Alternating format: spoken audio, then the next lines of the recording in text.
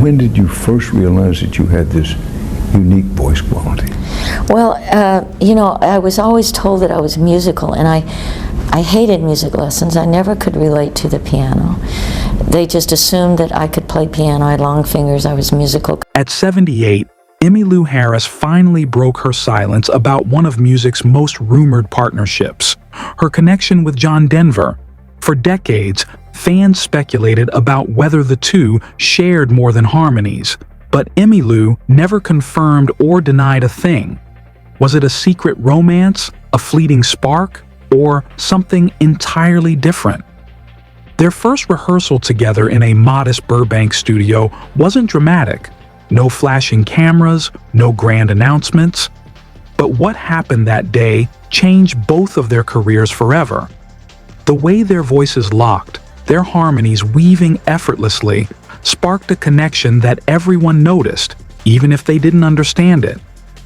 In this video, we're getting into that story, unraveling the truth behind the rumors and what their bond really meant. What's happened to country music? Where is it now? Well, I don't know. I don't listen to it a lot now. When I first became a convert through Graham Parsons, back when I was in my mid-20s, I was hungry for whatever it was, the Louvin brothers, Hank Williams, George Jones, Merle Haggard, Carl and Pearl Butler, all this stuff that a very dear friend of mine who's a huge country music fan and roots music fan calls the sound washed in the blood. And it's like the sound of Bill Monroe's voice. Washed in the blood. Washed in the blood. There's something so real and authentic about it. And you can say, well, okay, did it just come from a different time and we don't have it anymore? I don't believe that, because I've heard it. Back in the mid-1970s, American music was at this really interesting crossroads. The 60s were over, the counterculture wave had already crashed, and the country was looking for something a little softer, a little more comforting. Disco was starting to bubble up in the cities. Rock was getting louder and angrier, but at the same time there was this craving for music that felt honest and grounding, almost like it could remind people of where they came from. And right in the middle of all this were two artists who couldn't have seemed more different on paper, but when you put them together on a stage, it was like striking a match in a dark room. One of them was John Denver, though that wasn't the name he was born with. His birth name, Henry John Deutschendorf Jr., was one that nobody in the music business thought would fit neatly on a record sleeve. So he reinvented himself with Denver, borrowing the name of a city he loved, a city that sat close to the mountains that shaped so many of his songs. By 1976, Denver was already a household name. Does it come easy for you?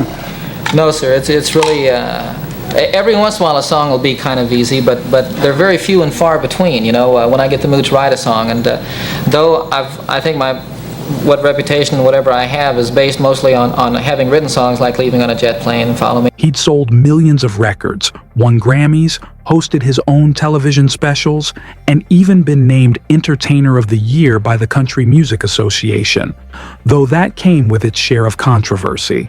His songs, Take Me Home, Country Roads, Sunshine on My Shoulders, Annie's Song, all carried this sense of wide open skies, of optimism that almost felt old-fashioned in a decade that was often defined by distrust and disillusionment.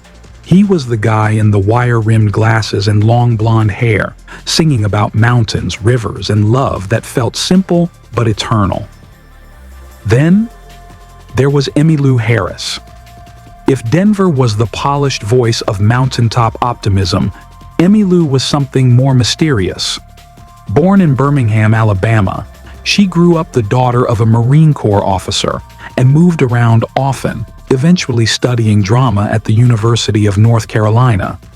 But it wasn't acting where she found her calling. It was music.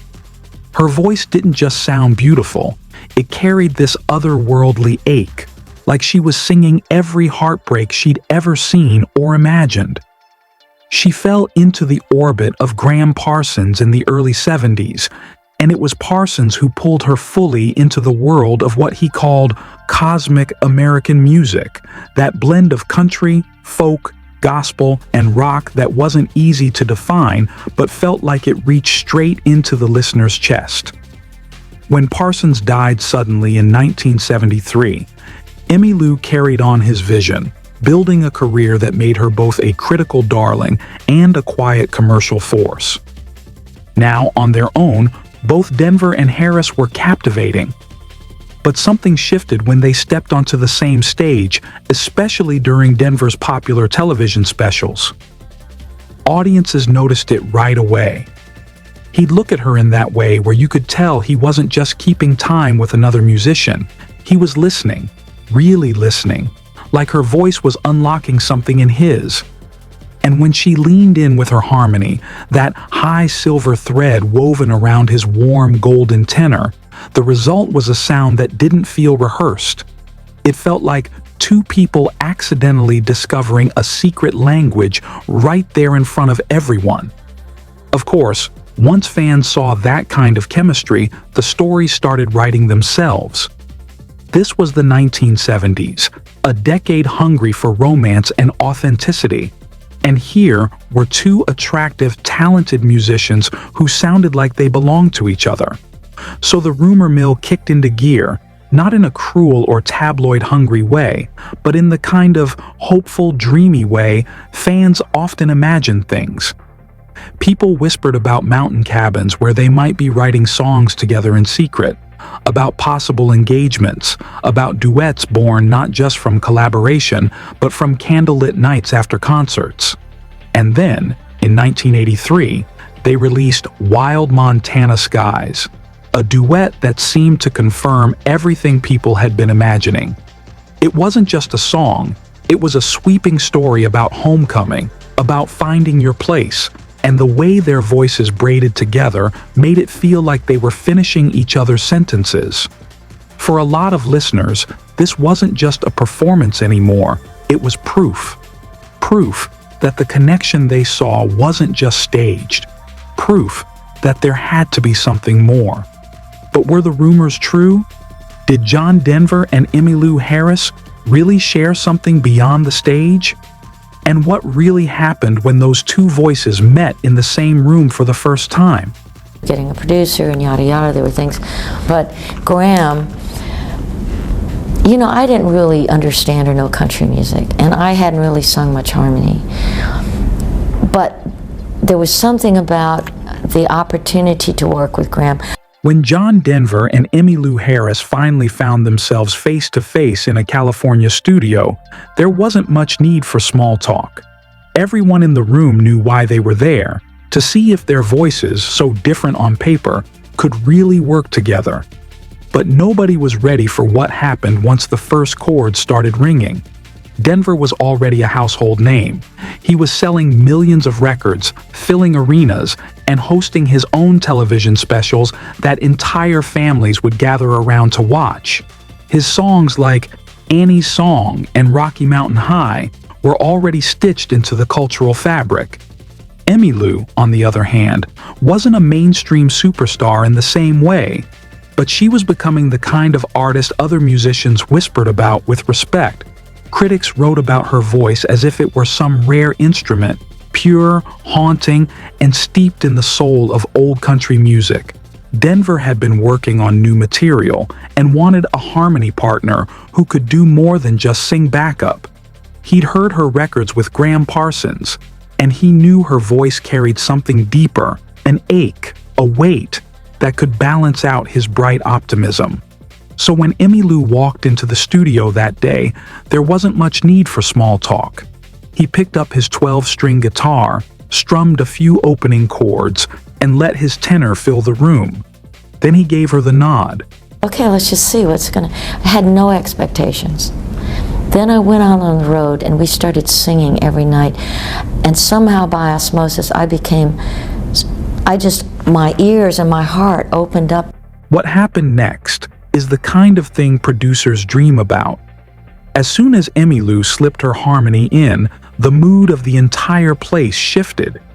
It wasn't just another nice blend. It was the kind of sound that makes you sit up straight because you realize you're hearing something rare. His clear, soaring notes met her dusky, grounded tone, and together, they didn't just complement each other, they seemed to complete each other. People in the control room stopped talking. A few leaned forward in their chairs. No one wanted to miss it.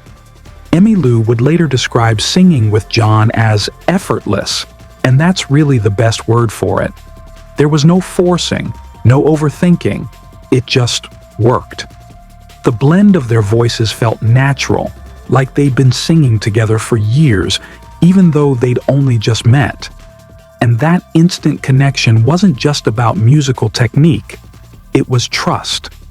John knew he could lean on her voice to take his melodies someplace new, and Emmylou knew she could rely on his steadiness to let her harmonies soar without getting lost. It didn't take long before people realized they had something that couldn't be faked. Fans would later talk about how their duets felt less like performances and more like conversation set to music, as if the two of them were letting the audience eavesdrop on something private. And that spark in the studio wasn't going to stay locked away. It would follow them onto bigger stages, out on the road, and into the kinds of memories fans still replay decades later. If you've ever heard stories about touring in the 1970s and 80s, you'll know it wasn't always glamorous. Sure, the concerts looked magical from the audience's side, but behind the scenes, it meant long bus rides, sound checks in half-empty arenas, and an endless cycle of hotel check-ins and check-outs. There were nights when the bus broke down in the middle of nowhere, and mornings that started with diner coffee so strong it could peel the paint off the walls. But tucked into that grind was where the bond between John, Emmylou, and their bandmates really grew. John could have flown private if he wanted. By that point, he was selling out arenas and living at a level where a jet was just another expense. But that wasn't his style. He liked being part of the group, sitting in those vinyl diner booths with everyone else, swapping road stories over pancakes at 2 in the morning. He thrived on that sense of community, and Emmylou fit right into it. Her band, the Hot Band, was legendary in its own right.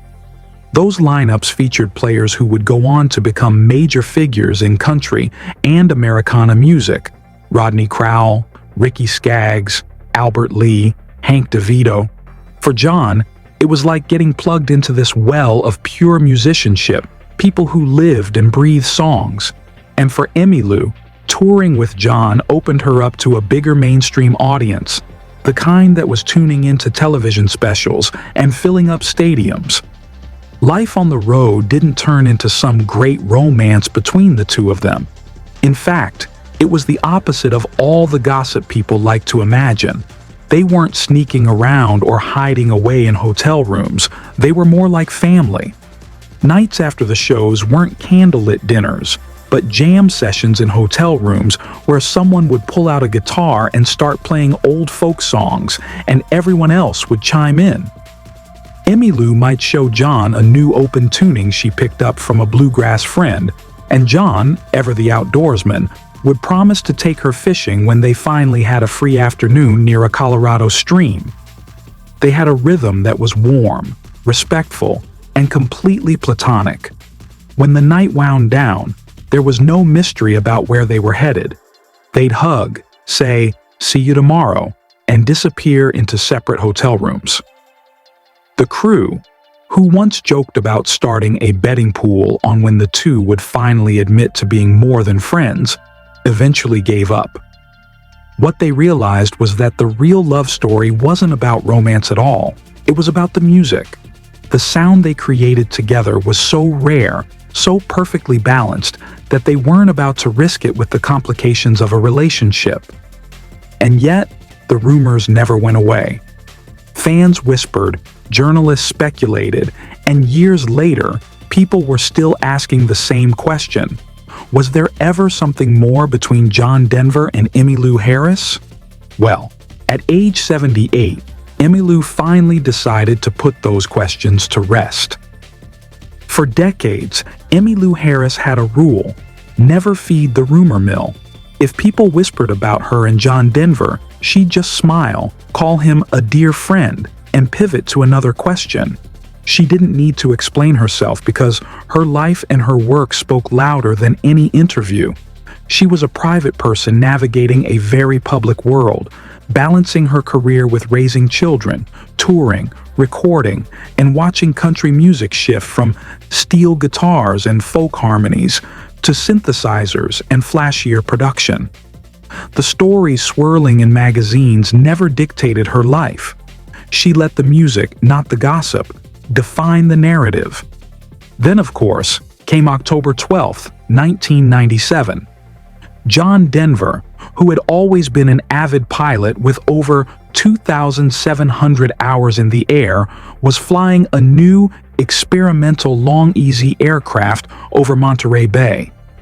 He was performing a series of touch-and-go landings, a routine he'd practiced many times, but the plane had a tricky design flaw.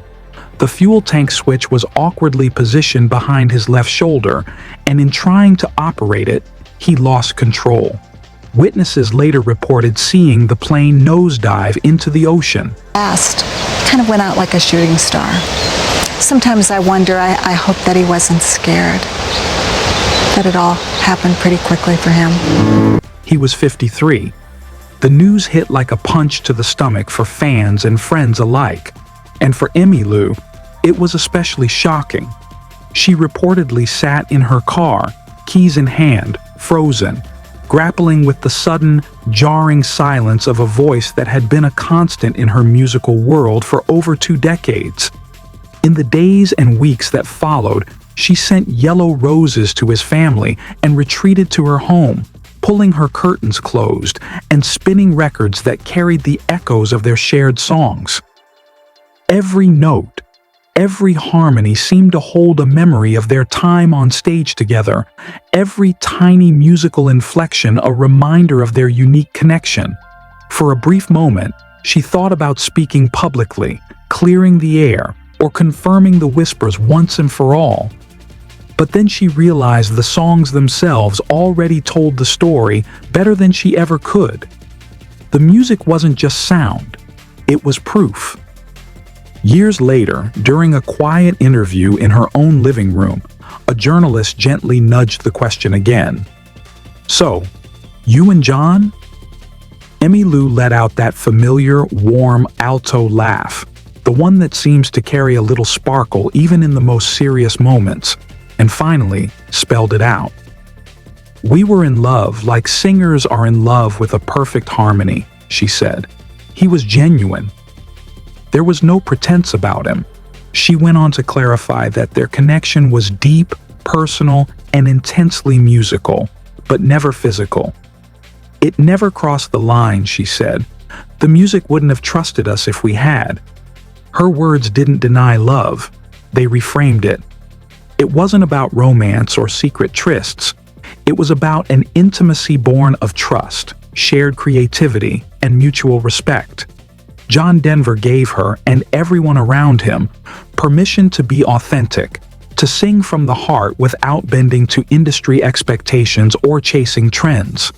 In a culture that often assumes love equals romance, their story challenges that assumption. Their love was for the music itself, for harmonies that could lift a song from simple melody to something transformative, for moments on stage when the air vibrated with something intangible but undeniable. The proof is everywhere in their recordings. Take the bootleg from 1978 when she joins him on "Take Me Home, Country Roads." Her harmony subtly shifts the chorus, adding a layer of melancholic beauty that wasn't in the original, and instantly, the song feels different, richer, more alive. Or listen to his backing on her "Boulder to Birmingham," how his steady voice buoyed her grief, letting it resonate without overshadowing her pain. The magic between them wasn't manufactured. It was earned through decades of shared tours, late-night rehearsals, and a profound understanding of each other's voices. Their relationship was a blueprint for a different kind of intimacy, one that doesn't rely on physicality or social validation. There were no secret hotel rooms, no whispered phone calls, no dramatic love letters hidden under mattresses. Instead, there were long drives between venues, shared jokes over late-night coffee, collaborative arrangements that made the song sing in ways only they could achieve. It was a love affair built on trust, respect, and music, and in that sense, it was maybe even rarer than a Hollywood romance because it lasted in the way the best art does, without fading, without complication, perfectly preserved in each note, each harmony. Even now, decades later, when Emmylou talks about John, there's a lightness in her voice. Not sorrow, not regret, just acknowledgement of something precious that existed in a time and place that will never come again. The legacy they leave isn't gossip, it isn't a headline, and it isn't a tabloid story. It's the sound of two voices meeting and creating something that could never be replicated. A perfect chord that lives forever in the ears and hearts of anyone who's ever listened closely. That's the reality at 78. Love doesn't always look the way people expect, and sometimes the most profound connections are the ones that sing to your soul rather than hold your hand. Like this video, if the truth feels better than the rumors. Tell us in the comments which John Denver and Emmylou Harris harmony still gives you goosebumps. And subscribe for more stories about the real legends of music.